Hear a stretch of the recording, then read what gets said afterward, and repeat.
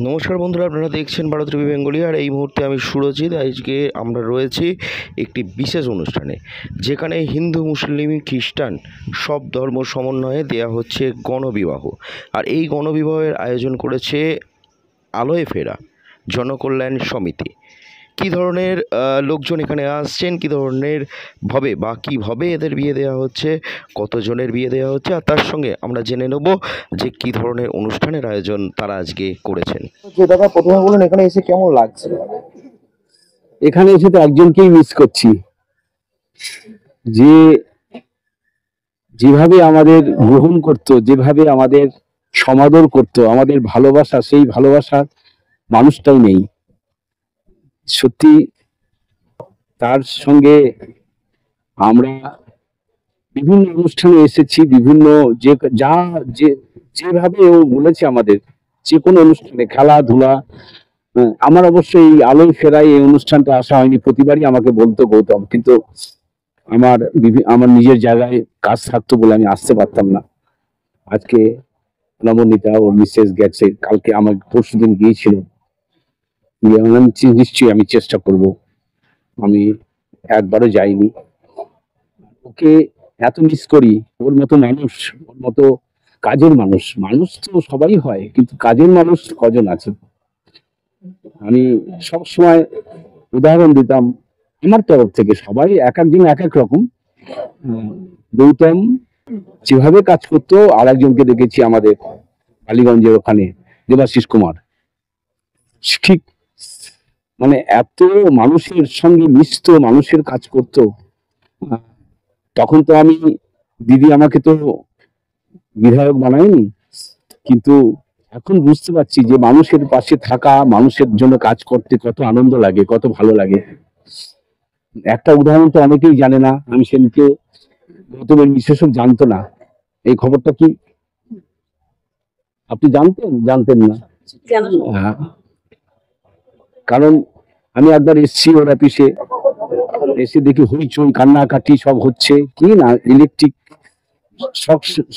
Short সার্কিটে কোন একটা জায়গায় আগুন লেগে গেছে একটা বস্তিতে। সেখানে তারা সব এসছে গৌতমের কাছে, কারণ বসে আছে, গৌতম অন্যান্য কাজ করছে, বলছে তোমরা বসো, আমি দেখছি কি করছি। তার মধ্যে একজন ওরই অফিসের একটা ছেলে এসে বলল, দাদা এই কিন্তু আমাদের এলাকার নয়। ও তাদের ধমক দিয়ে উঠলো। ও বললো, কি বলছো, এই বিপদের সময় এইসব কথা শোনাচ্ছ? তুমি যাও এখান থেকে, সরে যাও। আমার নজরে তখন ও আবার অন্যরকম একটা মানুষ হয়ে গেল। ওই দিন যা শুনলাম, যেভাবে বললো যে বিপদের সময় মানুষের পাশে থাকাটাই হচ্ছে বড় জিনিস। তাই তাছাড়া এমনি আমি তো দেখেইছি, কিন্তু সেই দিন পর থেকে আমার তার প্রতি ভালোবাসা, তার প্রতি একটা সম্মান, স্নেহ আমার অনেক বেড়ে গেল। যে একটা মানুষ যে শুধু কাজের জন্য পাশে থাকে তা নয়, বিপদের সময় থাকাটা হচ্ছে সবচেয়ে বড় জিনিস। সেই দিন বুঝেছিলাম যে ও মানুষের কাছে কত বড় মানুষ। আরেকটা কথা বলবো, যে আজকের এই প্রোগ্রামটাকে নিয়ে কি বলবো? এই প্রোগ্রাম আমি আগে প্রতিবার আমাকে বলেছে, গৌতম না থাকাকালীনও নবনীতা আমাকে বলেছে, আসতে পারিনি আমি, কিন্তু আজকে এসে বলছি যে একটা জায়গাতেই ফাঁকা লাগছে, যে মানুষটা সারা জায়গায় সমস্ত বিচার করতে, মানে বিচরণ করতো সব জায়গায়, শুধু আমাদের কাছে নয়, প্রত্যেক মানুষের কাছে। সেই মানুষটাই নেই, সেই জন্য ফাঁকা ফাঁকা লাগছে। মানে আমার সত্যি খুব, ওকে খুব মিস করছি। ওর মতো মানুষ যেন আমাদের পশ্চিমবাংলায় বলবো, ভারতবর্ষে যেন এরকম মানুষ জন্মায়, যারা নাকি, যাদের আমরা যেন ভুলতে পারি না, এবং যাদের দেখে আমরা অনেক কিছু শিখি, এবং মনে হয় যেন এরা থাকলে কিন্তু আমাদের সমাজ, আমাদের বাংলা অন্যরকম হবে।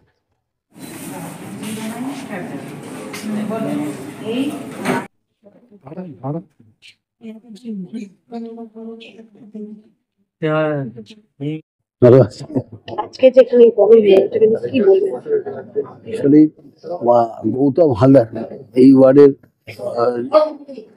জনপ্রিয় প্রয়াত কাউন্সিলর, তার উদ্যোগে 13 বছর আগে আলোয় ফেরা নামক একটি সমাজসেবী সংস্থার মাধ্যমে এই গণবিবাহ, বিশেষ করে কন্যা দাশগুপ্ত পিতামাতা তাদের দায় বহন করে গণবিবাহ প্রচলন করে, এবং 2021-22 এটা প্রায় সর্ববৃহৎ কলকাতার গণবিবাহ অনুষ্ঠান হতো, যেখানে 108টা দম্পতি যারা গণবিবাহে অংশ নিতেন। এবং সব থেকে বড় এই গণবিবাহের বিশেষত্ব, যেখানে হিন্দু, মুসলিম, খ্রিস্টান সব ধর্মের মানুষদের করে আলাদা আলাদা তার বিবাহ সামাজিক রীতি অনুযায়ী বিবাহের ব্যবস্থা আছে। এবং 2022 সালে গৌতম প্রয়াত হয় আকস্মিকভাবে। প্রয়াত হওয়ার পর 2023 সালে থেকে এই দায়িত্বটা কাঁধে তুলে নিয়েছে প্রয়াত গৌতম হালদারের স্ত্রী সমাজসেবিকা নবনীতা হালদার। স্বামীর মৃত্যুর পর স্বামীর অপূর্ণ কাজ সম্পূর্ণ করতে 2023 থেকে এই অনুষ্ঠানটাকে ও সম্পন্ন করছে। যেভাবে স্বামী গৌতম হালদার তার সহকর্মীদের সকলকে নিয়ে করতো, শোভানব্দী, পৃষ্ঠপোষক সবাইকে একত্রিত করে করতো, নবনীতাও সেইভাবেই সেই প্রচেষ্টা চালিয়ে হয়তো জাঁকজমক আকারে গৌতমের মতো অত বৃহৎ হতে পারছে না। কারণ গৌতম একটা দীর্ঘদিনের রাজনৈতিক কর্মী ছিল, দীর্ঘদিনের কাউন্সিলর ছিল, ফলে তার যে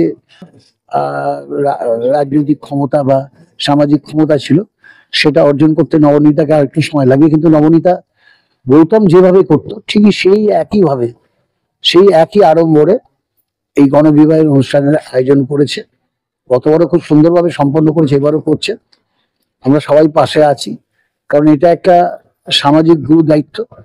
সেই গুরু দায়িত্বটা যেটা গৌতম সূচনা করেছিল, নবনীতা সেটাকে মানে ধারাবাহিকভাবে নিয়ে যাচ্ছে, চালিয়ে যাচ্ছে। প্রথমে বলি, আলোয় ফেরার যে গণবিবাহ, সেটা মনে হয় কলকাতা শহরের সর্ববৃহৎ গণবিবাহ ছিল যখন গৌতম ছিল। পরবর্তী পর্যায়ে গৌতমের অবর্তমানে গৌতমের স্ত্রীও কিন্তু একইভাবে, বৈভব হয়তো বেশি নেই, কিন্তু এত আন্তরিকতা আছে, আর তার সাথে এত মানুষকে আনতে পারে। সমস্ত স্তরের মানুষ আসেন এই বিবাহ উৎসবে। ফলে সেটা আমাদের কাছে যথেষ্ট অনুপ্রেরণা দেয়। আর এর থেকে বড় সামাজিক কাজ আর কিছু হতে পারে না। কন্যার দায়গ্রস্ত পিতারা যখন এটা বিবাহের জন্য মানুষের কাছে সাহায্য চায়, নিশ্চিতভাবে এটা মানবিকতার একটা সবচেয়ে বড় নিদর্শন। আমরা ধন্যবাদ জানাই নবনীতা উত্তরসূরি হিসেবে সেই কাজ করতে পারছে। আমাদের ডেপুটি মেয়র তো প্রত্যেকবারই আসেন, আমরাও থাকি, আমরা এই এলাকার মানুষ হিসেবে সবাইকার একটু ভালো। আমাদের মাননীয় সাংসদও আসেন, মেয়র আসেন, কে আসেন, সব মানুষের, সব পেশার মানুষ। ভালো লাগে এখানে প্রত্যেক বছরই। এখন নবনীতা করছে, এর আগে আমাদের গৌতম করতো এটা, আর সেটাকে বজায় রেখেছে নবনীতা। খুব ভালো লাগছে এতগুলো মেয়ের বিয়ের ব্যবস্থা। তার সাথে এখানে আমার সঙ্গে আমার এখানকার বিধায়ক অতীন আছে, নিতিন ঘোষ, সুনন্দা আছে, বড় চেয়ারম্যান, দেবিকা আছে, সবাই মিলে এই প্রোগ্রামে আমরা আছি। আর আমি অনেক অনেক নবনীতাকে শুভেচ্ছা জানাচ্ছি। কারণ নবনীতা যে কাজটা আজকে করছে এটা খুব ভালো কাজ। আমার শুভেচ্ছা রয়েছে সকলের প্রতি। সবাই খুব ভালো থাক, সবাইকার নতুন দাম্পত্য জীবন সবাইকার জন্য খুব ভালো থাকবে।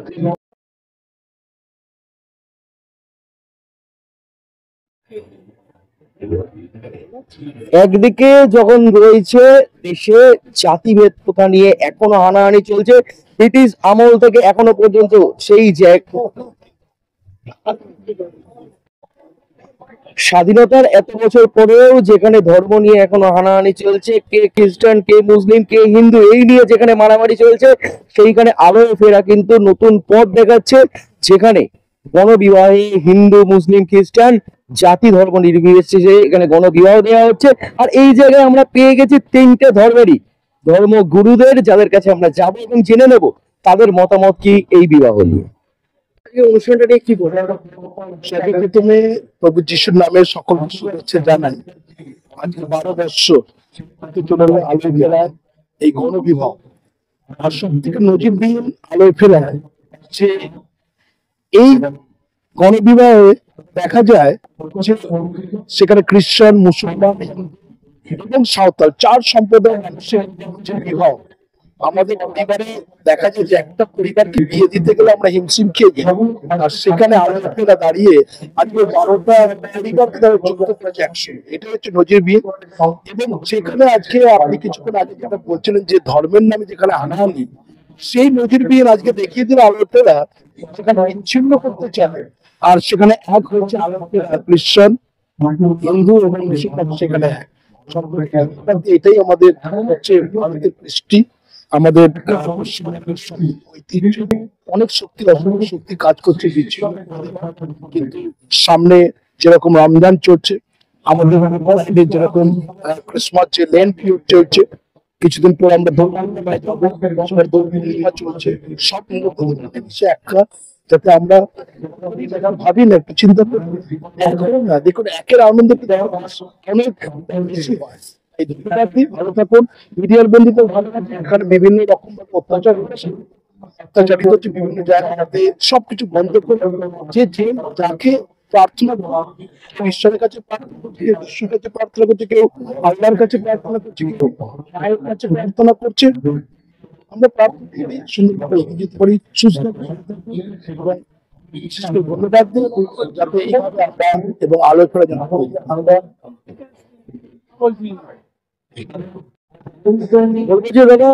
কি বলবেন আজকের এই অনুষ্ঠান? আমি এখানে আর কিছু বলার নেই। আমরা হিন্দু মুসলিম খ্রিস্টান মিলেমিশে একত্রিত হয়ে যে কাজ করছি, এই কর্মকাণ্ডটা খুব প্রয়োজন আছে সমাজে।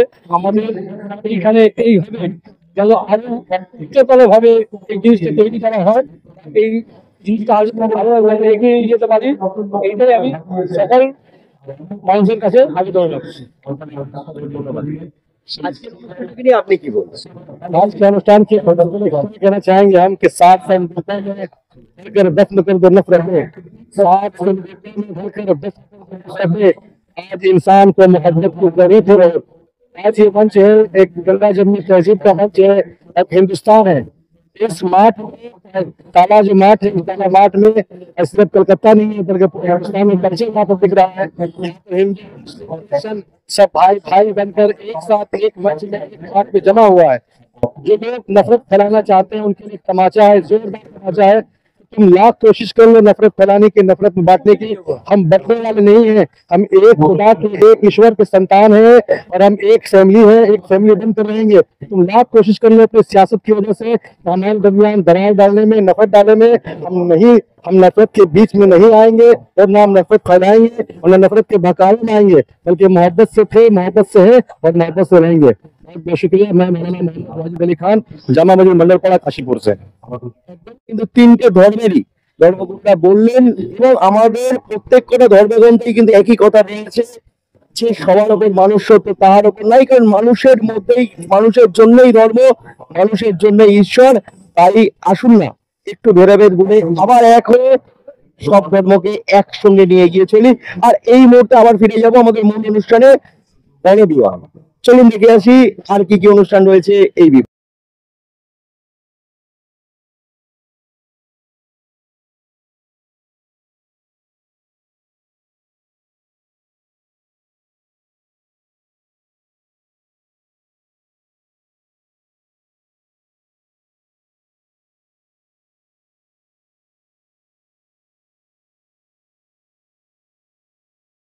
কেমন আছো বলো?